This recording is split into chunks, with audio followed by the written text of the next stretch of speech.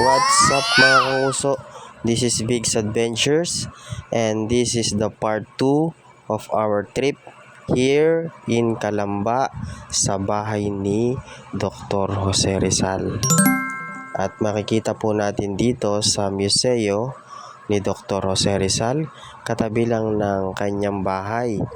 Dito sa Calamba, yung mga lumang gamit at personal niyang ginamit nung araw ng mga Kastila. Dito rin po yung mga rebulto at mga ginamit din ng kanyang mga magulang nung araw ng mga Kastila.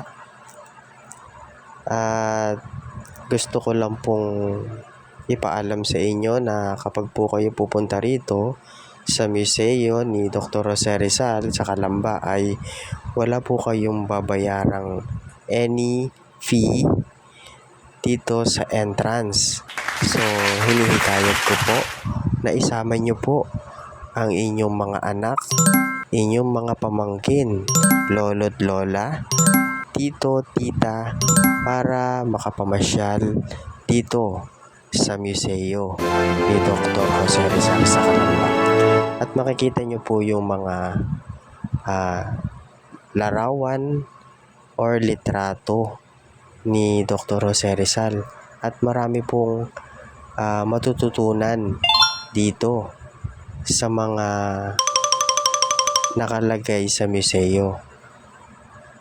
At nandito rin po yung istorya kung saan bago po siya umalis dito sa ating Pilipinas papuntang Espanya at pabalik dito sa Pilipinas dahil siya ay nag-aral. At makikita niyo sa inyong harapan ang mga litrato at ang kanyang librong ginawa na Noli Me Tangere. Nariyan po at napakagandang sariwain ang mga nangyari noong mga panahon ng Kastila. At nariyan po ang Noli Me Tangere at ang ibang mga rebulto na makikita nyo dito sa museo.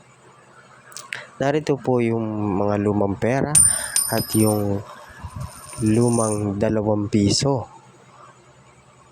Comment down below yung mga umabot dito sa 2 pisong papel dahil napakahalaga ng perang ito nung araw at napakataas ng value.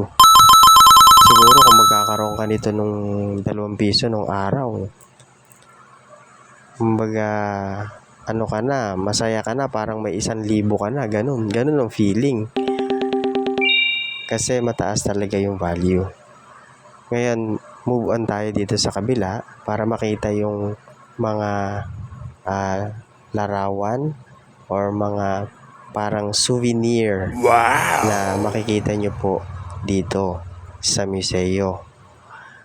So, ayan po. So, makikita nyo rin sa mga pader dito yung mga historical event na nangyari nung araw. So, ayan po. This is the end of our vlog dito sa museo ni Dr. Jose Rizal sa Calamba, mga Laguna. At dadalhin ko kayo next time sa mga lugar na po pwede nyong puntahan at hindi nyo na pwedeng puntahan. This is Big's Adventure. Peace out.